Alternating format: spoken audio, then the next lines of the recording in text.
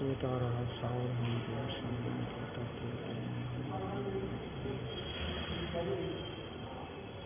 मंगलम भगवान वीरो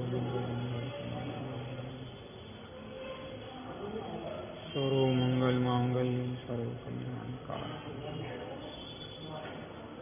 मंगल में मंगल करण वीतराग करी मंगल करी ग्रंथ करते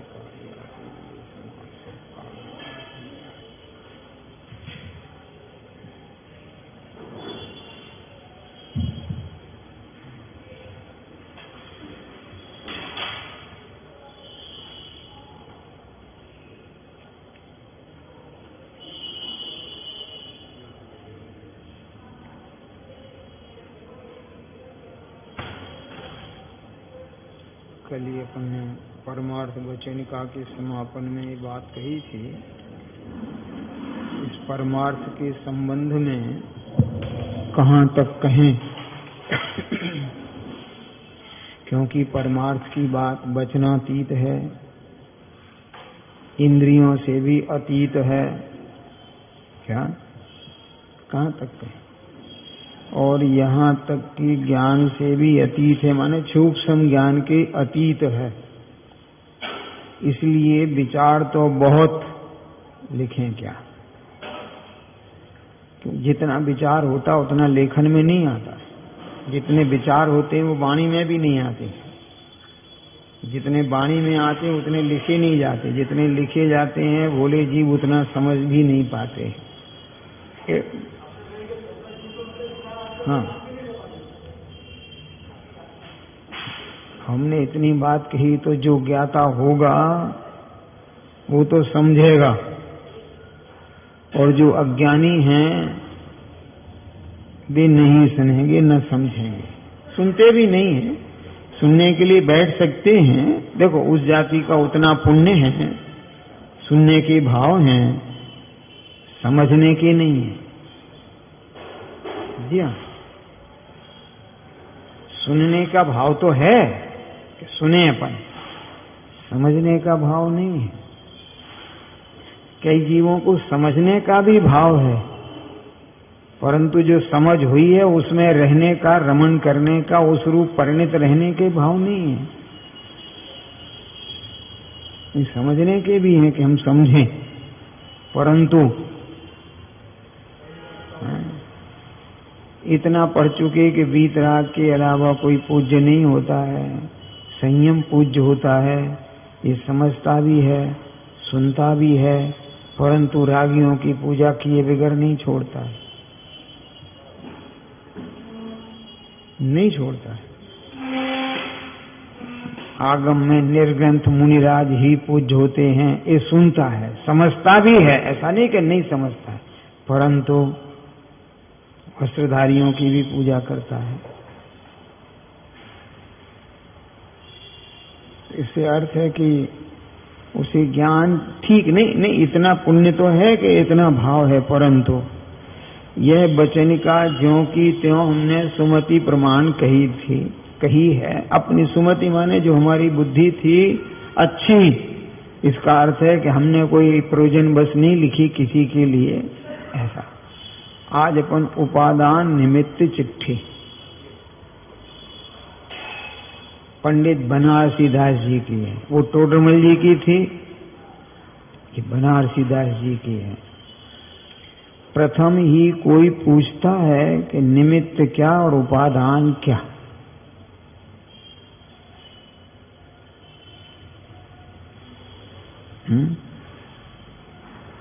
क्या है, ये प्रश्न है, उसका विवरण। निमित्त तो संयोग रूप कारण और उपादान वस्तु की सहज शक्ति। उपादान कारण कौन है? उस वस्तु की सहज शक्ति। जैसे इस जीव की उपादान की जो सहज शक्ति है, उसे स्तुति सुनाओ तो सुन लेगा, और अभी राग में ले जाओ तो तत्काल उस शक्ति के कारण राग में परिणमित हो जाएगा।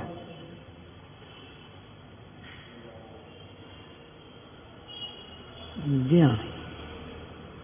अब उसकी वो सहजता है। जैसे अपन नहीं कहते, कई तो उनकी वाणी हाव भाव सब सहज दिखते हैं, और किसी किसी के सहज नहीं लगते हैं, कृत्रिम लगते हैं।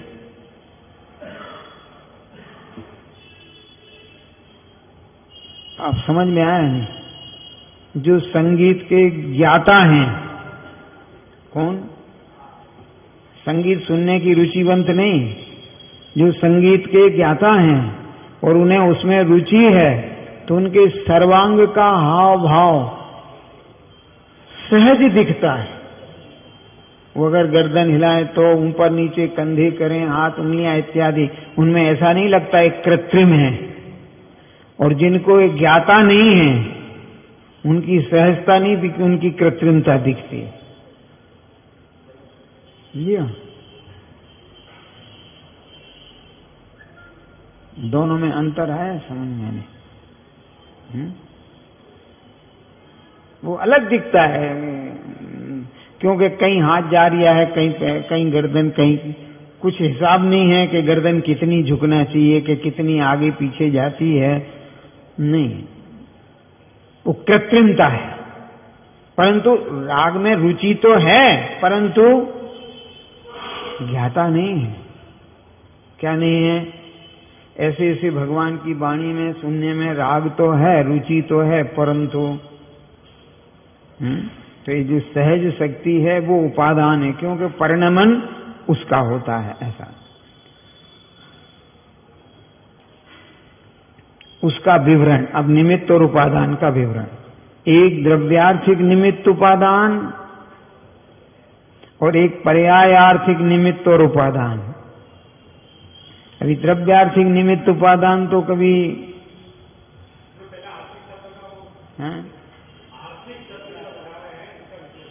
आर्थिक माने उसके प्रयोजन से संबंधी, उस प्रयोजन संबंधी द्रव्य से प्रयोजन रखने वाला वो द्रव्यार्थिक, पर्याय का प्रयोजन रखने वाला पर्यायार्थिक। ऐसा उसका प्रमाण एक द्रव्यार्थिक निमित्त उपादान और एक पर्यायार्थिक निमित्त और उपादान। अभी भी परिभाषाएं नहीं बताई निमित्त क्या उपादान के, पहले समझ तो लो पहले। हम सब जीव अभी निमित्त, द्रव्य को निमित्त एवं उपादान और पर्याय को निमित्त, बाहरी पदार्थों को निमित्त और हम उपादान है। बहुत सारी बातें हैं, इसलिए कक्षाओं में कहते हैं कि घर से पढ़ के आना, और हमने जो समझाया वो घर जाके पढ़ना। इन्हें रात भर जगने की जरूरत नहीं पड़ती, ना ये पढ़ के आते हैं ना घर जाके पढ़ते हैं। परीक्षा के समय में पूरी रात भर पढ़ते हैं और सवेरे झपकी लग जाती है? और वो जितना पढ़ा था सब विस्मृत हो जाता है।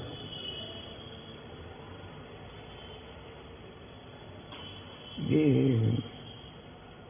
बहुत सारी बातें हैं, देखा नहीं? वो बच्चे वो गाड़ी पे, उनके घर के लोग छोड़ने जा रहे, वे गाड़ी पे ही पढ़ते जा रहे। मैंने कहा ये कुछ नहीं होने वाला इनका, क्योंकि जो गाड़ी पे पढ़ते जा रहे अगर वो आ गया तो ये लिख लेंगे, और वो नहीं आया तो गया इनका पूरा ही पेपर बेकार। क्योंकि बाकी कहाँ, जो पढ़ के जा रहा है वही तो दिमाग में रहेगा। तो ये जीव को समझ में बाहरी पदार्थों को निमित्त समझता है और अपनी आत्मा को उपादान। ये कह रहे नहीं, द्रव्यार्थिक निमित्त, पर्यायार्थिक निमित्त। अभी अपन पढ़ते हैं एक एक की विशेषता। द्रव्यार्थिक निमित्त उपादान गुण भेद कल्पना। जी हाँ, गुण में ही भेद करना, अंतरंग में ही परिणामों की बात कहना। आपकी जो रुचि है वो निमित्त है, और उस रुचि रूप जो आत्मा का परिणमन है वो उपादान है। द्रव्य की बात करें, पर्याय की बात बाद में करेंगे। और हम कहाँ, ये बोर्ड निमित्त है। अरे बोर्ड निमित्त होता तो सबको निमित्त बनना चाहिए। अरे एक द्रव्य में ही सब घटते हैं, अपन दो दो द्रव्यों में घटाते फिरते हैं। उपसम ज्ञान ही निमित्त है और ज्ञान ही उसमें उपादान है। वो जो उपसम है वो निमित्त है, और जो ज्ञान की सहजता हुई है वो उपादान है। नहीं पकड़ में आता।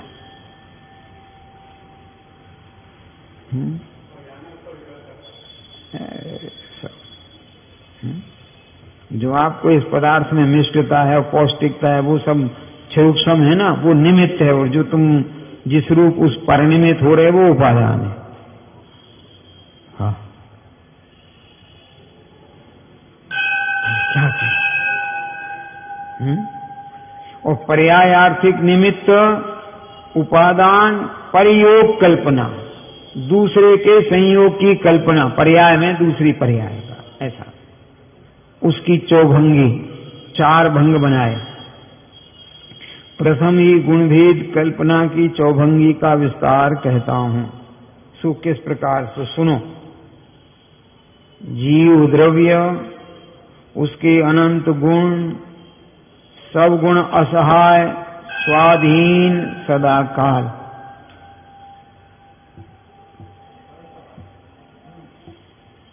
हम असहाय का समझते हैं कि सहायता नहीं मिल रही, ऐसे ही अर्थ करते हैं ना, भैया व्यक्ति असहाय है।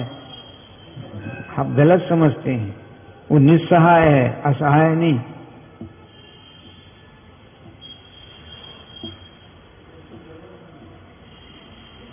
हाँ, असहायता प्राप्त भगवान आत्मा कैसा है? असहायता प्राप्त, स्वासहाय नहीं। स्वासहाय अलग बात है। पहले तो ये बात है असहायता क्या शब्द है? असहाय। अरे तुम बाद में कहेंगे, पहले असहाय तो समझ में आए।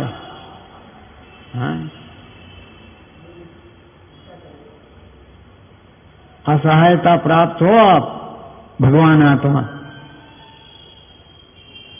किसकी? असहाय। ये जितनी शासकीय विद्यालय वगैरह हैं, शासकीय, वे सहायता प्राप्त हैं कि असहाय? शासकीय। अब प्राइवेट जितने स्कूल हैं वे गवर्नमेंट से कोई एक नया पैसा नहीं लेते हैं। समझ में आ रहे हैं? शासन के अधीन तो हैं। आप समझ में आ रहे हैं ना? अरे शासन ने सारी जानकारी देना, ये सब करना, वो तो है, लेकिन एक नया पैसा भी, जमीन भी उन्हीं की, बिल्डिंग भी उनकी, शिक्षा का वितरण भी उनका, माने अध्यापकों का जो कुछ भी खर्चा व्यय, किराया इरा सब कौन करता है? वो संस्था। उस असहाय है कि पराधीन है?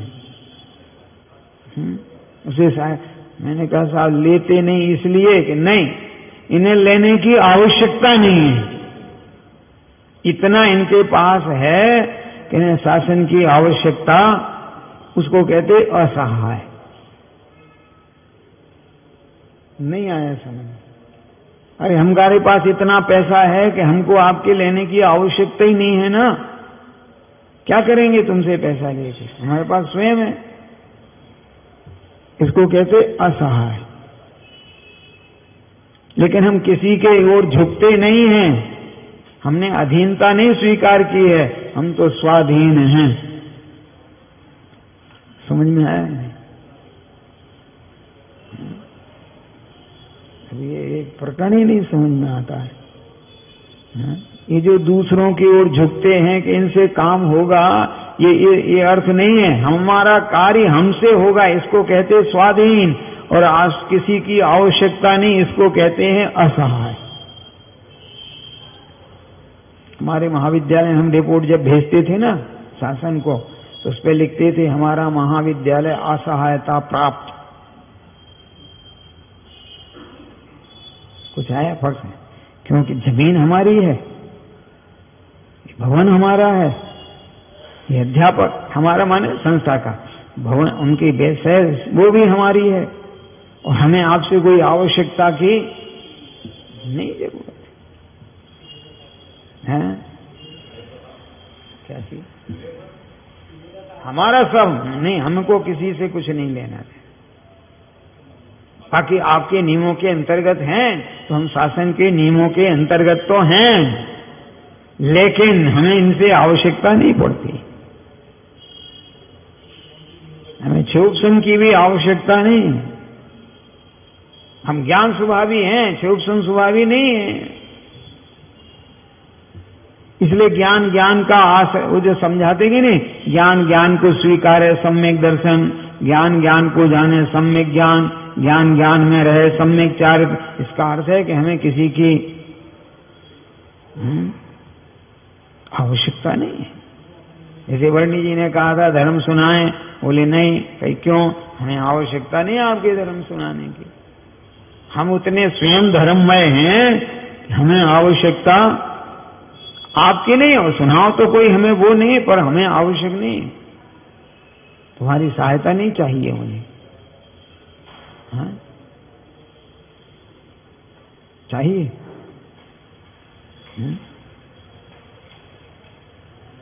ये और खुलासा और थोड़ा कर दें। तुम जो वेतन देते हो वो असहाय है ना, इसलिए देते हो, सहायता करते हो ना वेतन दे के उनकी। अरे जो कर्मचारी हैं जितने भी, वो क्या देते हैं ये नहीं समझा रहे। लाखों रुपए महीने मिल रही, लाखों, वो उनकी सहायता करते हैं ना, इंजीनियरों की, डॉक्टरों की। परंतु वे उन संस्था के अधीन हैं कि नहीं? स्वाधीन तो नहीं है, सहायता भी नहीं है। पक्का ये अर्थ है कि हम तो माने असहाय भी हैं और स्वाधीन भी हैं। हम किसी के उसमें लेते नहीं, किसी से कुछ। क्या नहीं लेते हो? बोले क्षोभसम जो वैभव देता है, उदय जो वैभव देता है, कर्म के विपाक में जो फल आता है, हम उसको लेते नहीं हैं। हम स्वाधीन हैं, पराधीन नहीं है। कुछ फर्क लगा समझ में नहीं? स्वाधीन में और असहाय में। अरे आप वेतन देते हो, उनकी सहायता करते हो ना, तो परंतु वे आपकी संस्था में स्वाधीन है कि पराधीन है? अब समझ में आ गया नहीं? पर हम तो इनके यहाँ कोई काम करते ही नहीं है। हमको जरूरत ही नहीं ना कि हम इनके यहाँ काम करें। तो ये क्या है? असहाय नहीं, स्वसहाय नहीं, असहाय। यदि बहुत बड़ा अंतर है शब्दों में, और हमने आज तक ऐसा अर्थ है। देखो, उनमें दो गुण प्रधान मुख्य स्थापित किए, उस पर चौभंगी का विचार करते हैं। कौन से दो गुण हैं वो आगे बताएगा। एक तो जीव का ज्ञान गुण और दूसरा चारित्र गुण। क्योंकि ज्ञान के काम है सब श्रद्धा करना, प्रवर्तन करना, और बाहर का दिखाई देगा तो कौन सा? उस रूप परिणमन। ये व्रतादि को चारित्र मानता है। व्रतादि को चारित्र कहना ये उपचार का कथन है, क्योंकि इन व्रतादि से ही चारित्र की पहचान होती है। जी हाँ, लेकिन वो पहचान का नाम चारित्र नहीं है, वो चारित्र के पहचानने के लक्षण हैं। आ रहा समझ में नहीं? अरे आपने जमी कंद छोड़ा, रात्रि भोजन छोड़ा, बाजार का छोड़ा, इसमें चारित्र कौन सा हो गया? तो कि ये लक्षण बता रहा है कि इनको भोजन में आसक्ति नहीं है, भोजन की रुचि नहीं है, रसों की रुचि नहीं है। किनकी? कुछ फर्क लगा समझ में नहीं? अरे भाई त्याग है, ये काय का लक्षण बता रहा है? हाँ? आसक्ति नहीं, मिल गया वो ठीक, नहीं मिला तो कोई बात नहीं। हाँ?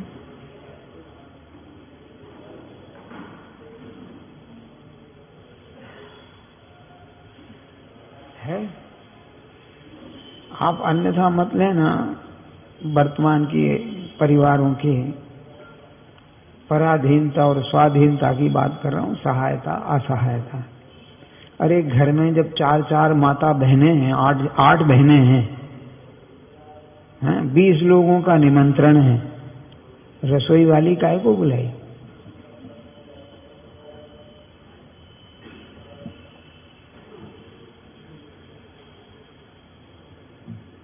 कुछ फर्क समझ में आया नहीं है? अरे 4-8 मिलके काम करते, 20 लोगों के भोजन में क्या खास बात है? पक्का मैंने पूछ ही लिया एक जगह कि भाई आप इतनी माता बहनें हो और तुमने भोजन बनाने वाले को बुलाया है, मुझे नहीं जमी बात। बोले पंडित जी क्या बात है, मेहमानों को बुलाया है और हमसे ऐसा बनता नहीं है।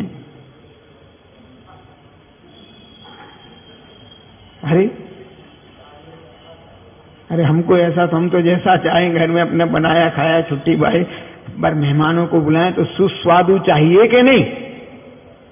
तो देखो उनको बुलाया, इस स्वाद की रुचि दिखी कि नहीं, बस इतनी बात समझाना है। काहे कि और आप जो अपना कर लेते हैं घर में, उसमें स्वाद मुख्य नहीं है, भोजन ही मुख्य है, बस इतना ही फर्क है कि नहीं? तो अब आप पराधीन हुए ना, किसके कारण?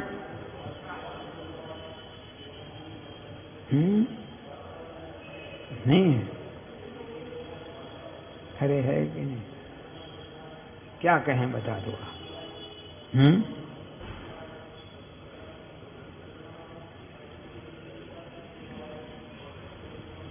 ये दोनों शुद्ध रूप भाव जानने, कौन कौन से दोनों गुण? ज्ञान गुण और चारित्र गुण। अशुद्ध रूप भी जानने, क्योंकि इनके ही परिणमन अशुद्ध भी है?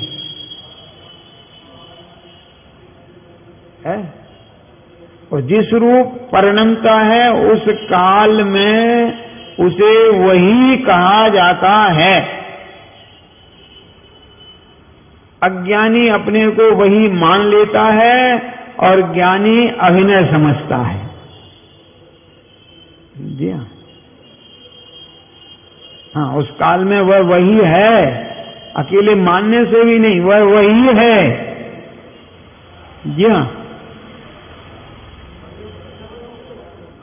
हमने तुम्हें जो स्थापना की है, आप उस काल में वही हैं, दूसरे नहीं।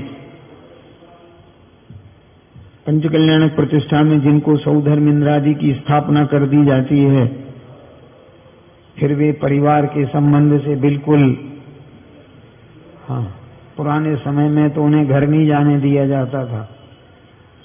हाँ, वहीं रहना पड़ेगा, घर के लोगों से मिलने नहीं दिया जाता था। हाँ, अरे आप सौधर्म इंद्र हो, इंद्र की तरह रहिए, ये परिवार तुम्हारा है कहाँ जो तुम्हें जाने दें आने दें? अब समझ में आ गया नहीं? हाँ?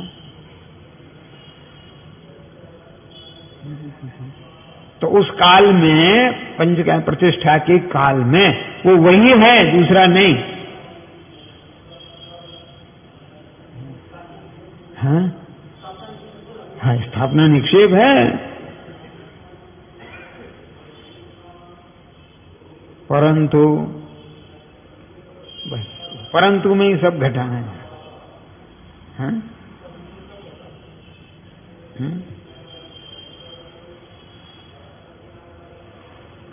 यथा योग्य स्थानक मानने। अभी शुद्धता और अशुद्धता कैसे? यथा योग्य। अब तो याद आ गया ना यथा योग्य का अर्थ के समझाना पड़ेगा। हाँ? जहां जैसी योग्यता है वैसी जानना। अरे अशुद्धता को भी हम शुद्धि में ही अर्थ प्रयोग करते हैं, अशुद्धि को भी। बोलो, पूजन जो भगवान जिनेन्द्र की जाती है वो शुद्ध भावों से कि विशुद्ध भावों से? अरे भगवान जिनेन्द्र की पूजा अपन ने की, वो शुद्ध भाव से कि विशुद्ध भाव से? दोनों में शुद्ध शब्द है। अरे दोनों में शुद्ध शब्द तो दोनों में ही है। हाँ? तो विशुद्धता माने राग भाव है, आपकी विशुद्धि बढ़ रही, यही कहते कि नहीं?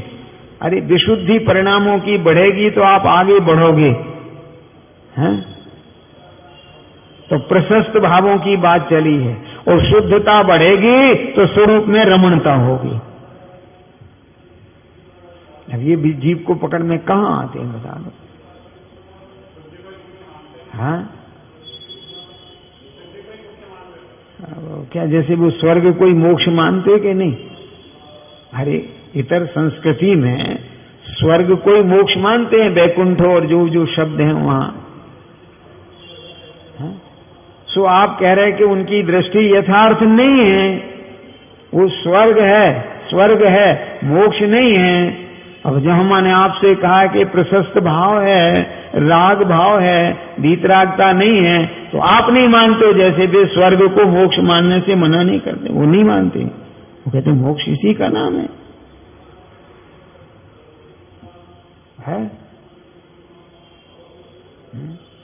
चौथी क्लास से पढ़ाया था कि अवतरित का अर्थ होता है कहीं से लिया गया अंश। ये हमारी पाठ्य पुस्तक के अमुक पाठ से अमुक कवि का, लेखक का ये इस अंश लिया, अवतरित किया गया है। परीक्षा में लिखते थे कि नहीं? अरे लिखते थे कि नहीं कि ये पंक्तियां इस पाठ्य पुस्तक से, इस लेखक की इस कविता से अवतरित की गई हैं? लिखते थे कि नहीं? गद्य होगा तो गद्य का लिखा जाता था। हाँ? अब तुम्हारे यहां सबके अवतार होने लगे। अरे होने लगे कि नहीं? अब तो अवतार दिवस मनने लगे। जो हम चौथी से पढ़े, कक्षा चौथी में, जब धर्म का कोई प्रकरण ही नहीं, जिसमें आज भी पक्षों में अभी भी लिखा जाता है, प्रसंग संदर्भ है, प्रसंग लिखते कि नहीं लिखते? हाँ? तो अब वो क्या कहें? ये अर्थ है, देखो यहां तो यथा योग्य, उसका विवरण। इन दोनों की गति न्यारी न्यारी, ज्ञान की भी शक्ति भी न्यारी न्यारी, जाति भी न्यारी न्यारी, और सत्ता भी न्यारी न्यारी। क्या कहें? ज्ञान की जाति अलग है। हैं? चौभंगी चला रहे ना, चौभंगी का मतलब चार चार भेद, चार चार भंग बनाए। चौभंगी का मतलब चार चार भंग बनाए हैं। हमको लगता है कि इनका सबका काम है? अरे ज्ञान की पूर्णता तो 13वें गुण स्थान में हो जाती है, और चारित्र की पूर्णता तो गुण स्थान 30 पर होती है, या फिर 14वें में कह दें कि वो हो गई, इसके बाद मोक्ष हुआ है। तो सत्ता न्यारी, क्या नहीं है बता दो आप? उनकी जाति न्यारी, उनका काम भी न्यारा। बोलो, जितनी बातें कहें उनकी सब बातें लगेंगी। है? ज्ञान की शक्ति जानने की है, जनाने की है, और चारित्र की शक्ति रमण में है, स्थिरता में है। क्या नहीं है? है?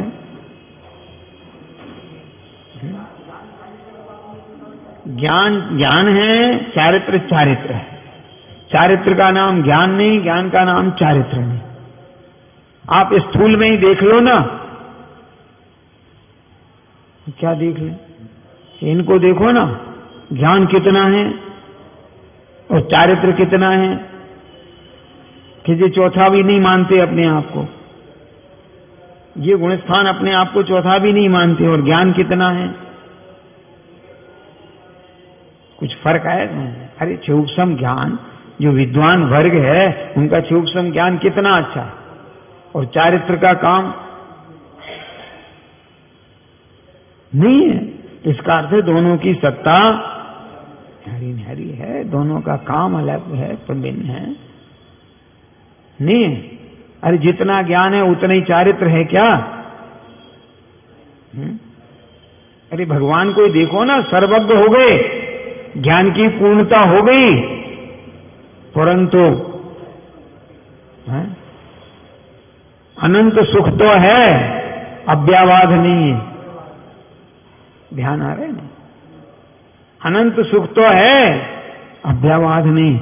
इनका कौन सी बाधा है भगवान, ये तो बता दो। बोले यूं तो बाधा कुछ नहीं है, लेकिन ये कर्म साथ में है, बस यही बाधक कहलाते हैं, है नहीं, परंतु ये हैं तो साथ में। हा? देखो मैं बताता हूं बाधक। अब शिखर जी जा रहे? हाँ जा रहे। भैया मुझे भी ले लो साथ में। अरे उसमें क्या बात है? नहीं हम साथ नहीं ले जाते हैं। बोले देखो भैया टिकट हम अपना लाएंगे, आपसे नहीं कहेंगे कि टिकट ले आओ। ठीक, धर्मशाला में जाएंगे तो हम आपसे नहीं कहेंगे हमें ठहरवा दो, हम अपने ठहर लेंगे, बस केवल आप अपने साथ रख लो। भाई मुझे अकेले डर लगता है ना, ट्रेन में अकेला कहाँ जाऊंगा। अरे आपको प्रश्न समझ में आया नहीं? नहीं टिकट नहीं लाऊंगा, आपसे नहीं कहूंगा, भले ही आपके पीछे खड़े हो जाएंगे टिकट लेने को, पर आपसे नहीं कहेंगे। है? आप बताओ मैं बाधक हूं कि नहीं? अरे साथ हैं तो बाधक हैं कि नहीं? है? है? ऐसे जो अघातिया जो मौजूद हैं, बस वो ऐसे ही बाधक हैं, काम कराते नहीं है, परंतु आया कुछ फर्क समझ में नहीं? अच्छा फिर इतना सा भाव नहीं आएगा सामान्य ने उतार लिया कि नहीं? नहीं उतरवाना नहीं है, इतना तो देखोगे कि नहीं? अरे उतर गए कि नहीं? अरे कुछ तो आएगा कि नहीं आएगा? हैं? क्या कह रहे हैं?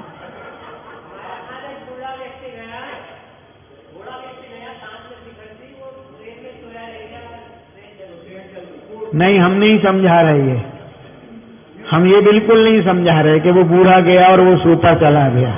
वो गड़बड़ हो जाएगा, मेरा उदाहरण पूरा ही गलत हो जाएगा।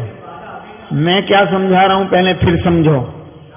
मैं ये समझा रहा हूं वीतराग सर्वज्ञ देव 13वें गुण स्थान वर्तियों के जो अघातिया कर्म हैं वे अव्यावाद सुख में बाधक क्या है, ये समझा रहा हूं। ये तो आपने बहुत नीचे उतार दिया मुझे। कहा कि जो साथ में है तुमको इतना भी भाव नहीं आया, साधनी का बेचारा सूता चला गया। धिक्कार तुम्हारे लिए, काहे के जैनी और काहे की तुम्हारी यात्रा। नहीं आप समझ में आया नहीं आया? जब मैं आपके साथ हूं तो तुम्हारा इतना कर्तव्य नहीं बनता कि इनको जगा दें हम। यार बताओ प्रश्न है। अब अपनी चर्चा कौन सी है कि सर्वज्ञ भगवान 13वें गुण स्थान में है, अनंत सुख है, परंतु अव्यावाद नहीं है। कि क्यों नहीं है? कि बाधक कौन है?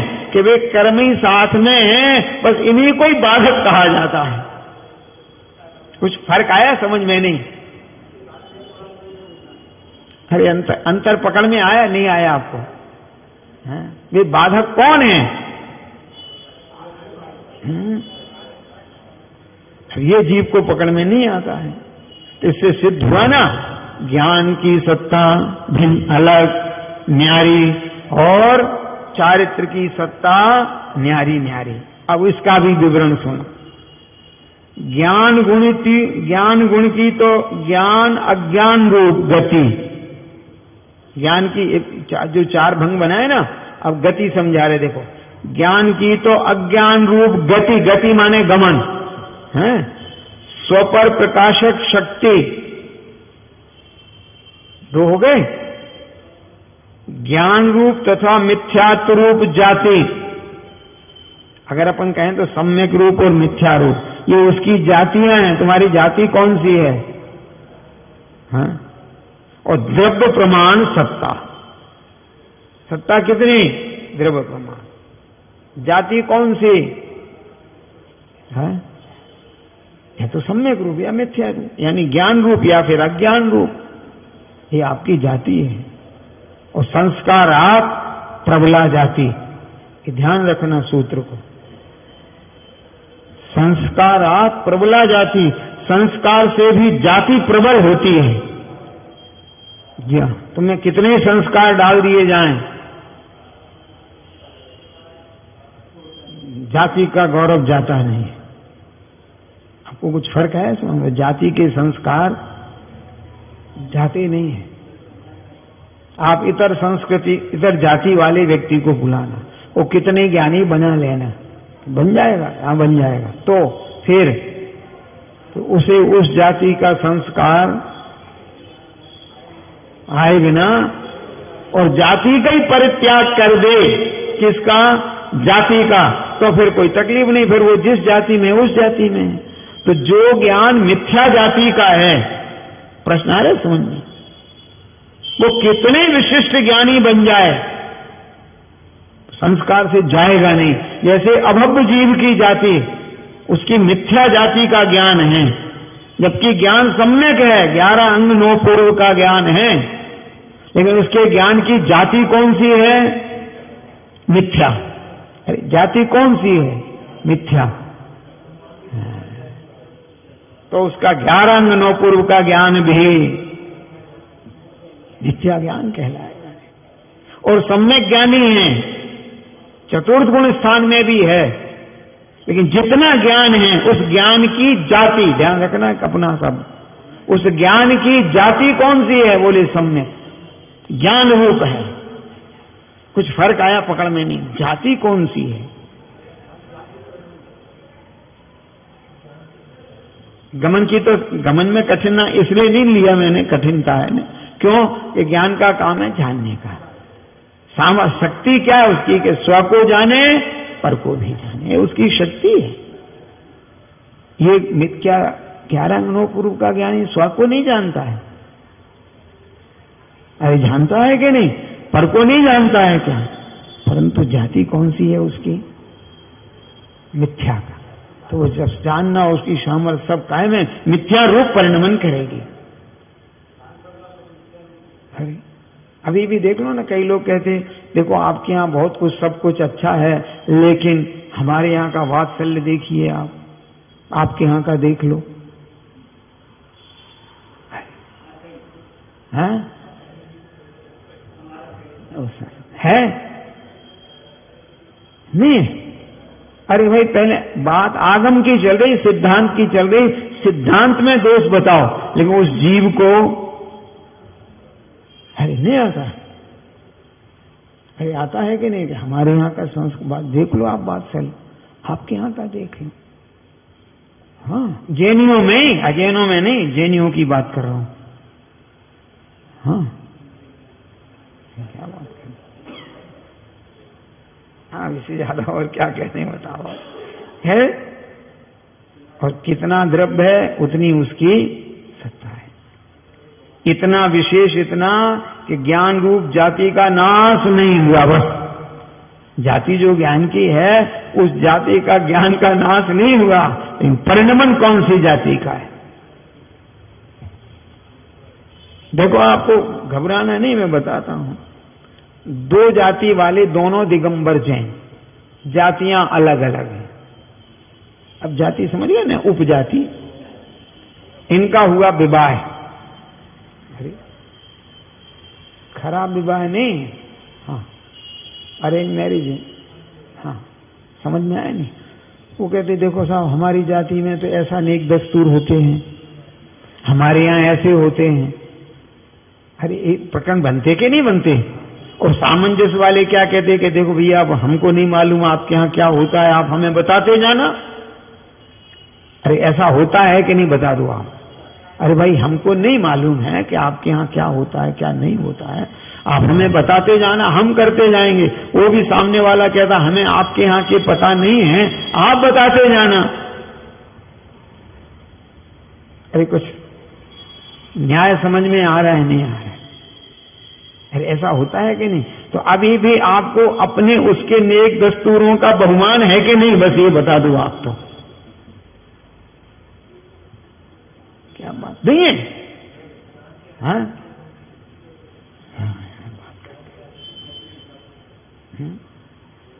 अरे ऐसा अरे होता कि नहीं होता कि भाई हमको नहीं मालूम है? नहीं, दोनों ध्यान रखना, मैंने दोनों जैन दिगंबर शुद्धाम न्याय वाले दोनों ही, कोई गलत अर्थ में नहीं बता रहा हूं, नहीं तो आप कहीं गलत अर्थ लें। तो ऐसा प्रकरण बनता कि नहीं बनता है? तो वो संस्कार उनके कहां जा रहे? अब प्रश्न आया समझ में नहीं? तो आपकी जाति ज्ञान की कौन सी है? लेकिन ज्ञान का अभाव हुआ क्या? नेक दस्तूरों के ज्ञान का अभाव हुआ क्या? ऐसा अर्थ है, देखो जरा। मिथ्यात रूप जाति का नाश सम्यक दर्शन की उत्पत्ति पर होता है? थेड़े पड़ने के बाद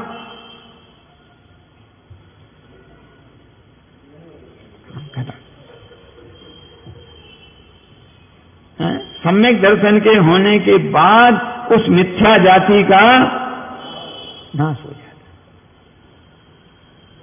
वह तो ज्ञान गुण का निर्णय हुआ, तुमने स्वीकार कर लिया ना?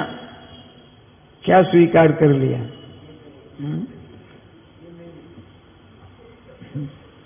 अरे बताओ ना। अब नहीं है, अब तो सम्यक काम हो गया बस। तो हो गई ना 4 बातें ज्ञान की। अब चारित्र की यही 4 बातें सुनो जरा। संक्लेश विशुद्ध रूप गति, एक तो संक्लेश रूप और एक विशुद्ध रूप। अभी अपन ने कहा था ना, हाँ, भगवान की पूजा में अभी तक नहीं नहाया तुमने, कितनी देर से चिल्ला रहे हैं? संक्लेश परिणाम हो रहा है कि नहीं? फिर यहां भगवान की पूजा कर रहे तो विशुद्ध है कि नहीं? अरे भगवान की पूजा में विशुद्ध परिणाम है कि नहीं? नहीं। और हमने तो भाई घर के लोगों से कुछ कहा ही नहीं है, हम तो अपने नहा धो के स्नान करके और अपने मंदिर आ गए। विशुद्ध परिणाम अभी तक कहां रह गए? नहा लिया था, सब तो कर लिया था, इतनी देर लगाई काय में? अरे नहीं, भूल किसी से कुछ नहीं रहे। तो संक्लेश परिणाम हुआ कि नहीं उस चारित्र का? बस ये इतना ही समझाना है। अभी क्रोध नहीं आ रहा है, नहीं, क्रोध आना अलग बात है,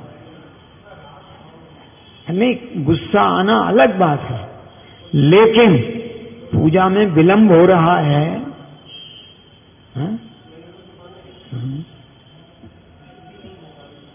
नहीं, इससे अच्छा भी जानता हूं, अभी तो ये है। हाँ देखो सौधर्मेंद्र, सुन लो अब आप, यदि आप नहीं आए तो हम तो यहां पूजा पाठ प्रारंभ कर देंगे। आपकी जवाबदारी है, आप पहले आओगे, आ जाओगे तो आपसे अभिषेक करा देंगे, नहीं तो हम नहीं करने देंगे। परिणाम कौन सा है पंडित जी, आपका बताओ,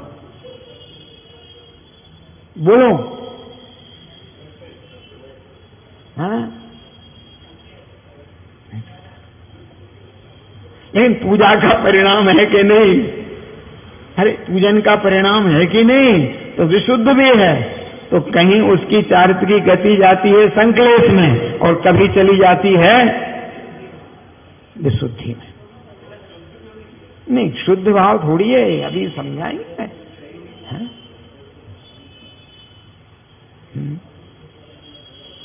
है समझ में आ रहा है नहीं आ रहा? देखो, संक्लेश विशुद्ध रूप तो गति, और स्थिरता अस्थिरता शक्ति, ये कभी संक्लेश कभी इधर विशुद्ध। स्थिरता नहीं बनती। अस्थिर भी है चारित्र और स्थिर भी है, क्योंकि स्वरूपाचरण में बाद में स्थिरता है और उसके पहले अस्थिरता है। आप में भी नहीं होती है अस्थिरता स्थिरता है। जिसे आप लौकिक में कहते हो, एक मन कहता है कि इंद्र बन जाएं, एक मन कहता है कि नहीं, निर्णय नहीं कर पा रहा हूं, बताओ क्या करें। हाँ? अरे चारित्र का ही काम है ना। अरे भाई मैं इंद्र बन के पूजा करूं, ये भी भाव है। और फिर कभी आता नहीं, बहुत सारे काम मुझे ही तो करना है सब। फिर बच्चे कहते हैं अरे हम सब संभाल लेंगे, तुम तब बन जाओ, तो फिर मन हो जाता है। फिर आता बच्चे जाने क्या करेंगे, क्या कुछ नहीं। तो चारित्र की गति स्थिरता रूप और अस्थिरता रूप। शक्ति, अच्छा अब मंद और तीव्र रूप जाति। अब मंद है या तीव्र है, ये उसकी जाति है। कितनी मंदता का है, कितनी तीव्रता का है, किस प्रकार का है। सत्ता तो सबकी वही द्रव्य प्रमाण आना है, देखो आप, हैं? और द्रव्य प्रमाण सत्ता, सत्ता सभी की द्रव्य प्रमाण ही आना है। अरे जितना द्रव्य उतनी तो सत्ता है, परंतु एक विशेष कि मंदता की स्थिति 14वें गुण स्थान पर्यंत है और तीव्रता की स्थिति 5वें गुण स्थान पर्यंत। तीव्र कितना होगा, इसके बाद तो अब मंद मंद चलना है। जितनी जितनी मंदता बढ़ती जाती है, चारित्र है वो तो क्रम से अब बढ़ना ही है, मंदता होनी है। जितना जितना मंद होता जाएगा, माने राग जितना जितना मंद होता जाएगा, कम होता जाएगा, उतनी उतनी चारित्र की शुद्धता बढ़ती है, तीव्रता है। क्योंकि व्रतादि के पालने के परिणाम है ना, क्रिया करने का परिणाम है कि नहीं है। और आगे सब क्रियाएं होती हैं, करना नहीं पड़ती, इतना सहज, बिल्कुल सारा काम सहज चलता है। और जितना मंद होता है उतना गुण स्थान, जो अपन ने कल पढ़ा था ना, कि जितनी जितनी कषायों की मंदता हो जाएगी उतना उतना गुण स्थान बढ़ता चला जाता है। गुण स्थान बढ़ता है, वैसा आचरण बढ़ जाता है। और क्या, ज्ञान गुण जैसा बढ़ेगा वैसी आपकी कक्षा बढ़ जाएगी। और ज्ञान गुण नहीं बढ़ा तो उसी कक्षा में रहो। ये महाशय जी पढ़ने गए थे कब, जब 10 साल 12 साल के थे तब। अब 80 साल के हो गए, चौथी में ही पढ़ते हैं अभी भी।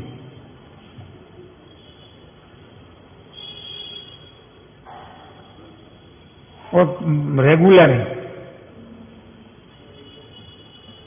भैया क्यों है?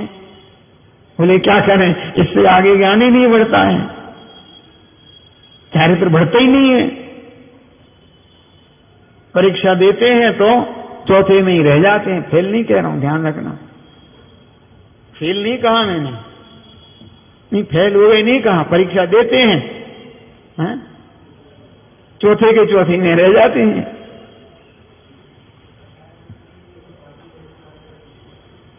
नहीं फेल बात अलग है, हाँ नहीं वो विषय बिल्कुल अलग है। फेल होना पास होना ये दोनों विषय अलग हैं। कुछ फर्क समझ में आ रहा है? नहीं, वो चौथे में ही रह जाते हैं, 5वें में आते ही नहीं। नहीं परीक्षा तो सब करते हैं, आगे जाते ही नहीं है, चौथे की चौथे में रह जाते हैं। बस उसी में पढ़ते रहते हैं, पढ़ते रहो। हाँ, जैसे आप लोग वो कितने साल से सुन रहे नहीं, निंदा में नहीं। पंडित रतनलाल जी साहब का एक वाक्य याद आ गया इस विषय पर से, अपने रतनलाल जी साहब का, कि तुमने एक दिन में एक बात भी नहीं सुनी है, तो देखो शब्द मेरे हैं, पर वो इसी प्रकार की बात कहते हैं। बोले ऐसा क्या? महीने में भी एक बात नहीं मानी आपने आगम की, एक महीने में एक बात। यार कठिन। चलो महीना, साल भर में तुमने आगम की एक बात नहीं मानी। बोले वो कैसे भैया? बोले अगर साल भर में भी एक बात आगम की मानते, तुम 40 साल से सुन रहे, 40 बातें तो आगम की चाहिए तुम्हारे जीवन में। देखो शब्द मेरे हैं, परंतु वो बिल्कुल बोलते यही बात है। आपको पकड़ में आया नहीं आया? अपने रतनलाल जी साहब, अरे अपन 40 साल से सुन रहे, 50 साल से सुन रहे, अरे कहीं तो कुछ जितने साल से सही, आपने एक दिन की नहीं सही, महीने की नहीं सही, वर्ष में तो एक बात मानी नहीं मानी ना, तो जहां के तहां हो ना, तो फिर कहें के पास कहें।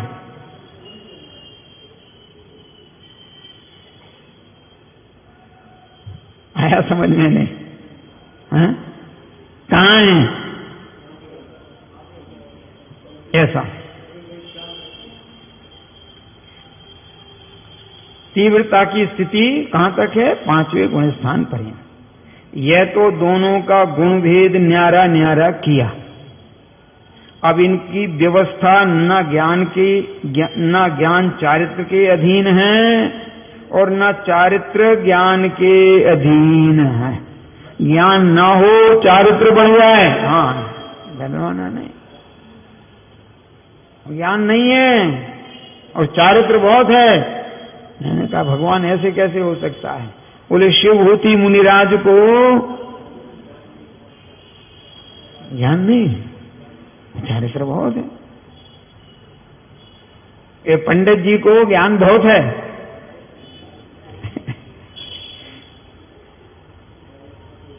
नहीं है?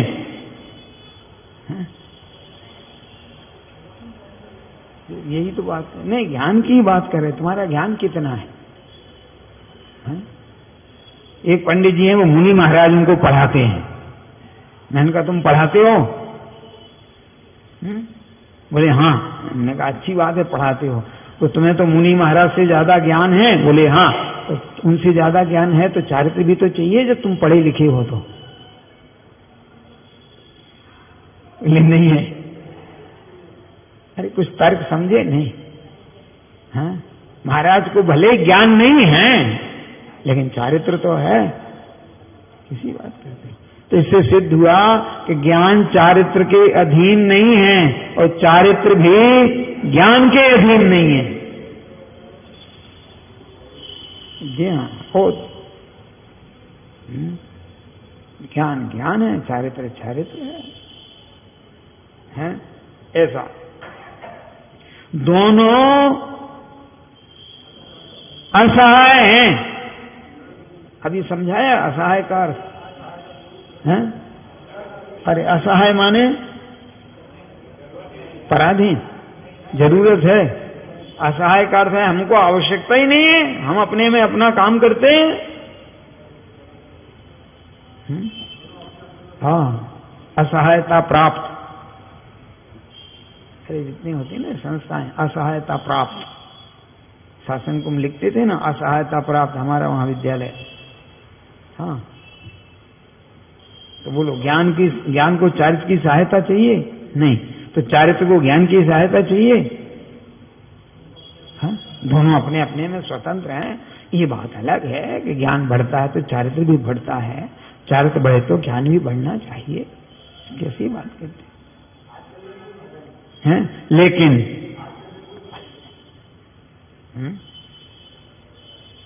यह तो मर्यादा बंध है। क्या? अब चौभंगी का विचार, ज्ञान गुण निमित्त है। हाँ, मर्यादा है ना, कि सबकी अपनी अपनी मर्यादा में है, कोई किसी के अधीन नहीं। हाँ, सब अपनी अपनी मर्यादा में बंधे हुए। ऐसा अब चौभंगी का विचार, ज्ञान गुण निमित्त, निमित्त उपादान समझाना ना, चारित्र गुण उपादान, उसका विवरण। परिणमन कहाँ देखने को मिलना है? अरे कहाँ मिलना है? चारित्र में। निमित्त कौन बनेगा? ज्ञान बनेगा। ज्ञान होगा तो ही आपका चारित्र सम्यक होगा, अन्यथा। हाँ, पर कितना ज्ञान? जैसे पुराने जमाने में सेठ जी का लड़का कितना पढ़ा होता था पुराने जमाने में, कि जिनको दिया वो लिख ले, जिनके जमा हुए वो लिख ले, ब्याज कितना हुआ वो जान ले, बस इससे ज्यादा क्या चलता था मुझे बता दो। पढ़ गए थे कितना? हाँ। अरे कितने पढ़े लिखे थे? अरे भाई अपन ने पैसे दिए, वो माने आना चाहिए, आ गए उनके वो भी आना चाहिए, कितना ब्याज हुआ, कैसा क्या हुआ, बस इससे ज्यादा कुछ नहीं था। और आज के युग में ज्ञान है तो ज्ञान कितना, बस इतनी जरूरत है? मोक्ष जाने के लिए ज्ञान की कितनी जरूरत है? कि जितना है बस उतनी पूरी जरूरत है। कितना? वो हुकमचंद जी का उदाहरण मुझे बहुत अच्छा लगा, डॉक्टर साहब का। खिलौना कितने का? आप लोगों ने सुना ही होगा। तो बालक ने कहा ना खिलौना दे दो, कितने पैसे लिए बेटा? बोले 1 पैसा। ले जा। तो वो उनने 1 पैसा कहा कि दो, ये ध्यान रखना, प्रोजन वही है 1 पैसे का। दूसरा आया, खिलौना दे दो, कितने पैसे लिए? बोले 2 में ले जा। ने कहा इतना ऊंचा खिलौना 2 पैसे में कैसे मिल रहा? चलो अपन सब खरीद लेते हैं।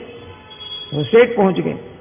खिलौना कितने का? बोले रुपए कितने तेरी जेब में? बोले खिलौना बेच रहा है कि रुपए पूछ रहा है? कि जितने रुपए हैं उतने पूरे का है। प्रश्न आया पकड़ में नहीं। ये बहुत पुराना उदाहरण है उनका। हाँ। क्यों भैया? क्यों? कि तुम्हारे पास जितना है वो सब दे दो, तो तुम्हारा ज्ञान जितना है बस उतना मोक्ष मार्ग में लगा दो, मोक्ष मिल जाएगा। कम ज्ञान है तो कम, अधिक है तो अधिक, लगाना पूरा ही पड़ेगा। तो अर्थ समझ में आया नहीं? हाँ? तो आपका ज्ञान कितना? इसलिए मत सोचो कि बहुत ज्यादा ज्ञाता है, अपने को कहाँ नहीं, अपना जितना ज्ञान है उतना उसमें लगा दो। कितना? अरे काम हो गया कि नहीं हो गया? ठीक बात है। हो सकता है ज्ञान कम है तो कम फायदा मिलेगा, लेकिन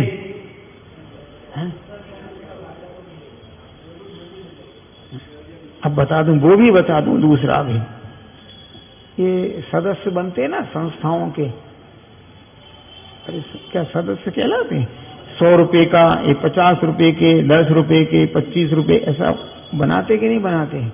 उसका जो लाभ होगा वो जितने के सदस्य हैं उसे उतने विभाजन होगा। भाई इनने 100 रुपए दिए थे तो इनको 100 रुपए का मिल जाएगा लाभ, हमने 10 दिए थे तो 10 का मिल जाएगा। पर हम संस्था के सदस्य हैं कि नहीं, बस ये बता दो। न्याय आया समझ में? नहीं, हम सदस्य कह रहे थे, गड़बड़ नहीं। एक शब्द के बदलने में अनर्थ हो जाएगा। क्यों? अब फर्क आया समझ में नहीं? हाँ? अरे कुछ फर्क लगा समझ में? तो हम मोक्ष मार्ग के सदस्य हैं कि नहीं? अब हमारे जितना ज्ञान है हमने उसमें दिया।